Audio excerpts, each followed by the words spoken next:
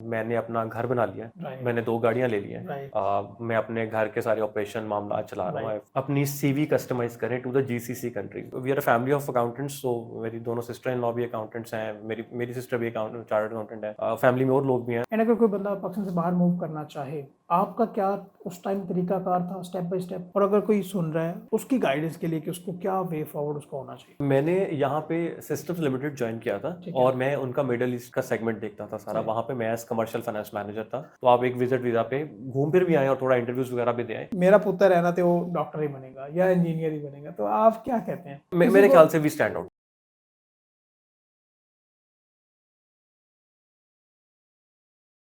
अस्सलाम वालेकुम sir, thank you so much for joining. वालेकुम अस्सलाम, thank you so much for inviting me. Sir, सबसे पहले तो मैं आपकी जर्नी जानना चाहता हूँ कि आप चार्टर्ड अकाउंटेंसी में एक्चुअली आए क्यों? आपके कोई फैमिली मेम्बर पहले थे, किसी ने गाइड किया, कि कैसा रहा आपका? मेरे कज़न एक चार्टर्ड अकाउंटेंट थे, वो गोल्ड मेडलिस्ट थे अपने टाइम पे, एंड उन्होंने मुझे कन्विंस किया कि आपको सीए करना चाहिए। और मैं इंस्पायर्ड भी था उनसे एक्चुअली में। सही। सो मैंने उस मैट्रिक के बाद एफएससी की, और एफएससी के बाद मैंने डायरेक्ट सीए स्टार्ट कर दिया।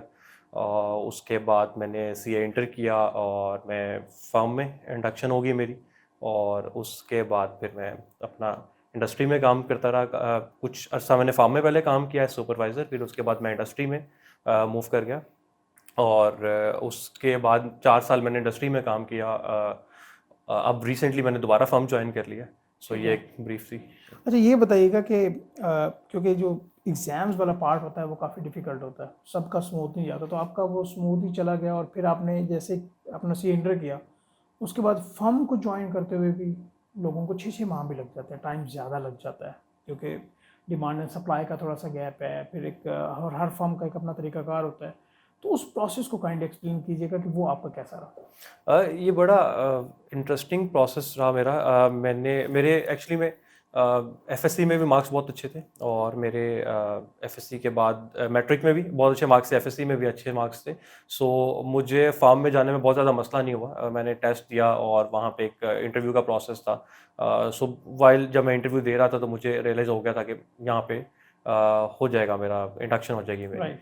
और वो बिकॉज़ बड़ी फार्म थी, मैंने सारी बड़ी फार्म्स में अप्लाई किया था, और उनमें से एक बड़ी फर्म से फिर मुझे कॉल आ गया, मैंने ज्वाइन कर लिया। सही। आगे जब आप फर्म में आपने ट्रेनिंग स्टार्ट की, 3.5 साल का पीरियड है, आपके पास ऑप्शंस डिफरेंट आ रहे होते हैं, ऑडिटिंग, टैक्सेशन, ईआरपी, एडवाइजरी, तो फिर आपकी अपनी चॉइस थी या फर्म ने आपको एलोकेट ही कर दिया कि आपने यहाँ से स्टार्ट करना है, और आपका इंटरेस्ट क्या था? अच्छा, जब आप ट्रेनिंग होते हैं, स्टार्ट करते हैं, तो एक भेड़ चाल है कि आपने ऑडिट में ही काम ठीक करना है, है। और फार्म भी ज़ाहिर है, फार्म के पास एक बिजनेस होता है, ऑडिट में हम्म। ज़्यादा लोग जा रहे हैं क्लाइंट्स पे। राइट। तो उसमें ही मैंने ऑडिट में ही ज़्यादा काम किया, ऑडिट एंड एडवाइजरी का जो सेक्शन होता है। लेकिन अगर कोई जाना चाहे उसके अंदर, तो वो दूसरी जगह पे भी ईआरपी में या जो टैक्स है वहाँ पे भी आर्टिकल्स कर सकता है, अपने राइट। चॉइस अवेलेबल होती है। राइट। तो ये बताएं आप कि अक्सर ये कहा जाता है कि अगर आपने पाकिस्तान से बाहर मूव करना है तो आप ऑडिट को ज्वाइन कर लें, अगर आपने पाकिस्तान में रहना है तो फिर आप ऑडिट प्लस टैक्स कर लें, तो आप इसके ऊपर क्या अपनी टेक देंगे?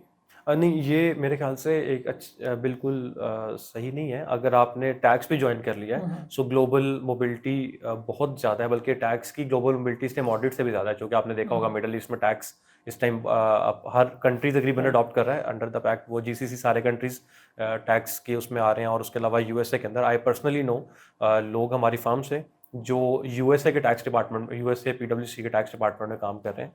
सो काफ़ी अपॉर्चुनिटी है बाहर जाने की ऑलराइट। भी।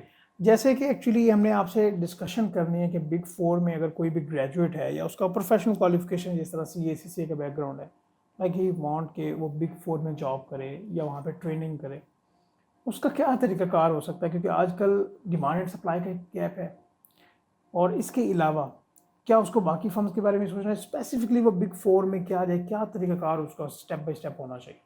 देखिए, एक तो आपके थोड़े से मार्क्स, आपका एकेडमिक रिकॉर्ड थोड़ा बेहतर होना चाहिए। फिर आपका जब इंटरव्यू होता है, you you need to nail that interview. Interview is very important, because आपकी पर्सनैलिटी, आपकी चीज़, अगर आप इंटरव्यू के अंदर ड्रेसअप प्रॉपर नहीं हो के आए, आप प्रॉपर बात नहीं कर पा रहे, आपको करंट अफेयर्स का नॉलेज ही नहीं है, तो आपके लिए बहुत मसला होता है। बिकॉज़ फर्म का फेस ट्रेनिंग होता है ना, क्लाइंट के ऊपर राइट। ट्रेनिंग आगे जाना होता है। तो पार्टनर जब इंडक्शंस कर रहे होते हैं तो वो देख रहे होते हैं कि क्या ये हमें रिप्रेजेंट कर सकता है क्लाइंट के ऊपर कि नहीं। सही। सो आपने अपनी पर्सनालिटी को ग्रूम अप करना है, और सीए के साथ आपके पास, सीए इंटर के साथ आपके पास टाइम होता है कि आप अपने आप को ग्रूम अप कर सकें, कुछ अच्छी बोलचाल के हवाले से देखें, कुछ अपनी ड्रेसिंग के ऊपर काम करें। सो उस तरह से ये बताएं कि एक बंदा है जिसके आर्टिकल्स बिग फोर में हो गया, आपने भी बिग फोर से आर्टिकल्स किए, एक है किसी और फर्म से, लाइक वो उस कैटेगरी में नहीं आती बट उसने आर्टिकल्स वहाँ से किए हैं, दोनों क्वालिफाइड हैं, वो अब कोशिश कर रहे हैं पाकिस्तान से बाहर मूव करें, किस बंदे को अपॉर्चुनिटीज़ ज़्यादा मिलेंगी? और एक और फिनोमेना भी होता है कि सेकंडमेंट के चांसेस होते हैं, अच्छी फर्म्स जो हैं उनके पाकिस्तान से बाहर जो ऑफिस हैं वहाँ पे उनको अपॉर्चुनिटी मिलती है कुछ मंथ की। तो ये आप किस तरह से बताएंगे कि किस तरह से अप्रोच किया जाए इस सिनेरियो को? देखिए, बिग फोर के अंदर आपको एच तो है जो कि एक बड़ा नाम है, बट मैं आपको बता सकता हूँ, आई नो ऐसे लोग जो बिग फोर से जिनके आर्टिकल्स नहीं हैं और वो इक्वली सक्सेसफुल हैं, बल्कि शायद बेहतर है कुछ पोजीशंस के अंदर। आई नो पर्सनली, मेरे दोस्त हैं वो लोग, इसलिए मुझे पता है उनका। ठीक है। और मैं उनको अक्सर कहता होता हूँ कि तुम्हारे ऐसा बंदा तो कोई बिग फोर के अंदर भी नहीं मुझे लगता मिलेगा। सही। सो इट डिपेंड्स कि आप एक दफ़ा जहाँ चले गए हैं वहाँ पे आप क्या सीखते हैं, सही। आपकी लर्निंग, आप कितना एंथुसियास्टिक हैं उस लर्निंग के लिए। सो ये बिग फोर एक पार्ट ऑफ जर्नी है, ठीक है। बट ये जर्नी नहीं है पूरी। ठीक सो अगर आप किसी other than big four firm के अंदर भी हैं तो आपके पास लर्निंग की अपॉर्चुनिटी शायद ज़्यादा है, उस चूँकि आपके पास मल्टीपल क्लाइंट्स होंगे, थोड़ा ज़्यादा काम होगा सीखने को, तो आप कर सकते हैं। अच्छा, चलें अभी ना हम डिपार्टमेंट्स को एक्सप्लोर करते हैं। जिस तरह स्टार्ट में मैंने बात की ऑडिटिंग, ईआरपी, एडवाइजरी, टैक्सेशन, तो आप क्या बताएंगे अगर कोई ग्रेजुएट है, किसी का प्रोफेशनल क्वालिफिकेशन का बैकग्राउंड है, तो वो ऑडिट में, एडवाइजरी में, ईआरपी में, टैक्सेशन में क्या एक्सपेक्ट कर सकता है? देखिए, एक्सपेक्ट करने की बात नहीं है, आपके शौक की बात है, ठीक है। ठीक है? आपका शौक किस चीज़ में है। तो कुछ लोग आप थोड़ा-सा काम करते हैं तो उनको रियलाइज़ हो जाता है कि ऑडिट मुझे बोरिंग लगता है। ठीक सपोज़ है। कोई अगर बंदा कहता है, अब मैं I know a lot of people जो कहते हैं ऑडिट एक बोरिंग काम है, सही। Including my wife. सो वो अगर आपको बोरिंग लगता है तो आप फिर कोई और काम एक्सप्लोर करें। आप एडवाइजरी कर सकते हैं, एडवाइजरी बड़ा इंटरेस्टिंग काम है। आप ईआरपी में जा सकते हैं, आप टैक्स में जा सकते हैं। तो ये आपकी पर्सनल चॉइस पे होता है, और आपको अगर आपको एक चीज़ अच्छी नहीं लग रही तो आपको स्विच कर जाना चाहिए उस काम सही। से। अच्छा, यहाँ पे ना आपने बात की अपनी वाइफ के बारे में, like she is a chartered accountant as well, like youngest chartered accountant, तो वो आप किस तरह से लाइफ को मेंटेन कर रहे हैं? लाइक आपने किस एज में क्वालिफाई किया? उन्होंने तो शायद 19 में किया एंड गिनीज बुक में उनका नाम आया, तो आप अपना बताइए कि लाइक आप किस तरह से मैनेज कर रहे हैं? और दोनों हस्बैंड वाइफ चार्टर्ड अकाउंटेंट, उसमें वर्क लाइफ भी है, आपका ऑफिस भी है, घर भी है, तो किस तरह से आप मैनेज कर रहे हैं? ऐसे ये थोड़ा सा सेक्रीफाइस भी होता है टाइम्स, क्योंकि मैं फार्म में हूँ तो फार्म की लाइफ थोड़ी सी टफ होती है as compare to industry. So manage करना पड़ता है ज़्यादा। तो मेरी वाइफ की साइड से ही वो होता है कि वो ज़्यादा सेक्रीफाइस करती है। मैं चूँकि फार्म में लेट सेटिंग्स और क्लाइंट क्लोज हो रहा है तो उस तरह के मसले भी सही। चल रहे होते हैं। बाकी अदरवाइज हम we are a family of accountants. So मेरी दोनों सिस्टर इन लॉ भी अकाउंटेंट्स हैं, मेरी सिस्टर भी अकाउंटेंट, चार्टर्ड अकाउंटेंट है। फैमिली में और लोग भी हैं। सो हम वी कैन मैनेज, वो इतना मसला नहीं है। ऑलराइट। अच्छा, मेरा क्वेश्चन वहीं पे है कि लाइक आपने कहा कि चलें अपना शौक है, बिल्कुल ठीक है। लाइक जिस तरह से अभी वर्ल्ड चेंज हो रही है, टेक्नोलॉजी कह रहा है, उसमें एक ईआरपी का भी एक बहुत हम सुनते हैं, तो ईआरपी किस तरह से फील्ड है और पाकिस्तान में कितनी फर्म्स हैं जो कि इसमें आपको करियर के ऑप्शंस दे रही हैं? देखिए, बहुत सारी फर्म्स हैं और बहुत सारी इंडस्ट्री में कंपनीज हैं। मतलब आप अगर देखें, बिग फोर तो सारी ऑलमोस्ट इसके ठीक है। अंदर हैं। इसके अलावा राइट। बिग फोर के अलावा टॉप 10 कंपनीज में भी ईआरपी के सेगमेंट्स हैं, सेक्शंस हैं वहाँ पे। सही। इसके अलावा जो बड़ी आईटी कंपनीज है पाकिस्तान में, सिस्टम्स लिमिटेड है, नेटसोल है, ये सारी कंपनीज, अरबी सॉफ्ट है, there are lot of companies जो इस स्पेस के अंदर काम कर रही हैं। एंड अब जब से हम लोगों ने एक्सपोर्ट बिजनेस की तरफ काम स्टार्ट किया है पाकिस्तानी आईटी सेक्टर ने, with in the Middle East and Europe, so मेरे ख्याल से इमेंस अपॉर्चुनिटीज है इस फील्ड के अंदर। ये बताएं कि आपने ना ये मेंशन किया कि आपने पाकिस्तान से बाहर भी सर्व किया है। एक तो ये बताएं कि लाइक कहाँ पे सर्व किया है, किस एरिया में, लाइक आपकी नीश क्या थी, एंड अगर कोई बंदा पाकिस्तान से बाहर मूव करना चाहे, आपका क्या उस टाइम तरीकाकार था स्टेप बाय स्टेप? और अगर कोई सुन रहा है उसकी गाइडेंस के लिए कि उसको क्या वे फॉरवर्ड उसको होना चाहिए? अच्छा, मैंने यहाँ पे सिस्टम्स लिमिटेड ज्वाइन किया था ठीक है। और मैं उनका मिडल ईस्ट का सेगमेंट देखता था सारा। सही। वहाँ पे मैं एज कमर्शियल फाइनेंस मैनेजर था, सही। जहाँ पे मेरी रिस्पॉन्सिबिलिटीज़ में ईआरपी इम्प्लीमेंट करवाना था, और उसके अलावा बाकी जो फाइनेंशियल ऑपरेशंस होते हैं वो देखना था, और इसके अलावा कुछ एडहॉक टास्क भी राइट। होते थे। सो आपके पास मल्टीपल ऑप्शंस, अगर आपको ऐसी कंपनी ज्वाइन कर लें जो पाकिस्तान में भी है और मिडल ईस्ट में भी है, आप मूव कर सकते हैं उस कंपनी के थ्रू। आप जाके वहाँ पे इंटरव्यूज दे सकते हैं, लेकिन ईजिएस्ट वे इज़ कि आप नेटवर्क करें लोगों के साथ, ठीक है। जहाँ से मिडल ईस्ट के लोगों के साथ नेटवर्क करें, उनके रिक्रूटर्स के साथ बात करें, so you will get options. और अगर कभी आपको चांस मिले तो आप एक विजिट वीज़ा पे घूम फिर भी आएँ और थोड़ा इंटरव्यूज़ वगैरह भी दे आएँ।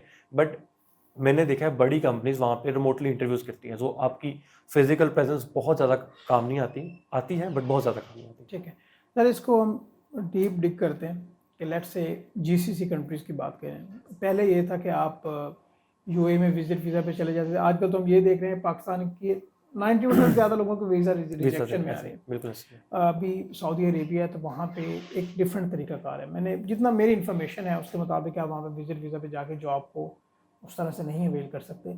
तो अगर आपकी इसमें एक्सपर्टीज़ है तो ये बताइएगा कि let's say I am a graduate, मेरे पास कोई 2-3 साल का एक्सपीरियंस है या नहीं भी है, तो मैं मूव करना चाहता हूँ, मुझे स्टेप बाय स्टेप कैसे आगे बढ़ना है? देखिए, एक तो जब आप अपने आर्टिकल्स या ट्रेनिंग साइट पे होते हैं ना, ठीक तब से ही आप लोगों से नेटवर्क करना स्टार्ट कर दें। ठीक है। फिर हर बंदे के सीनियर्स या जानने वाले होते हैं वहाँ पे, तो उनको बताएं कि मैं अवेलेबल हूँ इस ठीक है, पोजीशन के लिए, सही। इस तरह का मेरा स्किल सेट है और मैं काम करने को तैयार हूँ। सो आगे अगर उनकी कंपनी में कोई पोजीशन आती है तो ऑब्वियसली आप प्रेफरेंस होता है ना, जो कि आपको जानता होता है जी। वो बंदा। बाकी आप पाकिस्तानी कम्युनिटी के साथ भी हेल्प कर सकते हैं, ले सकते हैं उनसे। वहाँ पे आईकैप का चैप्टर है, आप उनसे बात कर सकते हैं। वहाँ पे आईकैप के लोग जो हैं वो बड़े रिस्पॉन्सिव होते हैं। नो फ्यू पीपल वहाँ पे जो काफ़ी हेल्प आउट करते हैं। और बाकी काम आपने खुद करना है, लोगों से नेटवर्क करें, उनसे बात करें, अपनी सीवी कस्टमाइज करें टू द जीसीसी कंट्रीज। हमारे लोग ना मेहनत करना वो उतना मेहनत नहीं करते। सो अगर आप जीसीसी में अप्लाई कर रहे हैं तो उनका टैक्स की बुक ही पढ़ लें, वो 10-20 सफ़ों का टोटल उनका जो जो बुकलेट है, वैट लॉ है वैट लॉ पूरा, वो बिल्कुल छोटा सा वैट लॉ है, उसकी समरी तो बिल्कुल ही हाँ। एक वो आ जाती है सिनॉप्सिस। एटलीस्ट वही पढ़ लें और वो पढ़ के अपनी सीवी में डालें कि मैंने पढ़ा हुआ है, हाँ। मुझे आपके लॉस का पता है। एक Right. आधी रिटर्न की वीडियो देख लें ऑनलाइन ठीक है। जाके। सो थोड़ा सा इन्वेस्ट करें, थोड़ा सीवी को कस्टमाइज करें। हमारे लोग पता क्या करते हैं, एक स्टैंडर्डाइज सीवी होती है। आई नो, बिकॉज मैं फार्म में हूँ और फार्म में बच्चे मुझे लाके अपनी सीवीज दिखाते हैं जो जॉब ढूंढ रहे होते हैं। एक ही फॉर्मेट है, एक ही कहानी है, वही सिमिलर क्लाइंट्स हैं और वो छापी जा रहे हैं हर जगह पर। This is not fair with the employer actually, कि वो आपकी सीवी देख के टाइम वेस्ट कर रहा है। और एक ही कंपनी से अगर 10 लोग अप्लाई कर रहे हैं और 10 के 10 लोग same client, same CV, same structure पे अप्लाई कर रहे हैं, तो फिर you want B standing out ना। राइट। और ये बताइएगा कि जिस पोजीशन पे भी आप हैं कि मॉनेटरी टर्म्स एक्चुअली लोगों को बड़ा फैसिनेट करते हैं और करना भी चाहिए कि अगर मैं इस फील्ड में आना चाहता हूँ, एटलीस्ट मुझे एटलीस्ट पता तो हो कि इसमें मेरा कितना रिटर्न आएगा, कितना बेनिफिट होगा। तो मैं आपसे ये जानना चाहता हूँ कि कितनी रिवार्डिंग ये आपके लिए फील्ड रही है? अब मेरे ख्याल में तो अमेजिंगली इसने रिवॉर्ड किया मुझे। और मैं अगर आपको जस्ट ये बताऊं कि पिछले 5-6 साल के अंदर जो मेरी जर्नी रही है, इसके अंदर मैंने अपना घर बना लिया है, राइट। मैंने 2 गाड़ियां ले ली हैं, राइट। मैं अपने घर के सारे ऑपरेशन मामला चला रहा हूँ। मैरिड लाइफ है ज़ाहिर है, तो उसके सारे खर्चे भी होते हैं, बट सारा सही। कुछ करके सो पाकिस्तान रिवार्डिंग। में पाकिस्तान में एक्चुअली ये कल्चर होता है कि भाई मेरा पुत्र है ना तो वो डॉक्टर ही बनेगा या इंजीनियर ही बनेगा। तो आप क्या कहते हैं कि अगर मैं लाइक आप कंपेयर करें ज़रा अपने आप को अपनी एज फेलो जो कि डिफरेंट फील्ड्स में, अगर आप उनसे कंपेयर करें तो आपको उनके ऊपर कंपेरेटिव एडवांटेज है? अब देखिए, हर फील्ड के अंदर ना कुछ हाई अर्नर्स होते हैं, कुछ मिड अर्नर्स होते हैं, कुछ लो अर्नर्स होते हैं। राइट। सो मेरे ख्याल से बाकी फील्ड के भी जो हाई अर्नर्स हैं मैं उनको मैच करता हूँ। ठीक है। बाकी हमारी फील्ड में भी ऐसे लोग हैं जो मिड अर्नर्स होंगे और जो ऐसे भी होंगे जो शायद लो अर्नर्स हों। तो ये डिपेंड करता है हर बंदे बट अगर थोड़ा सा हम कंपेयर करें ना इंजीनियर्स को खास तौर पे या बाकी भी फील्ड में, पे मेरे ख्याल से भी स्टैंड आउट नहीं करता, तो ये फील्ड जो है वो स्टैंड आउट करती है। ऐसे ही है। राइट। चलें, माशाल्लाह, थैंक यू सो मच कि आपने डिटेल में हमें गाइड किया, अपनी जर्नी से बताया। एंड आई होप कि जो ऑडियंस होगी वो इससे ज़रूर बेनिफिशियल होगी। Thank you.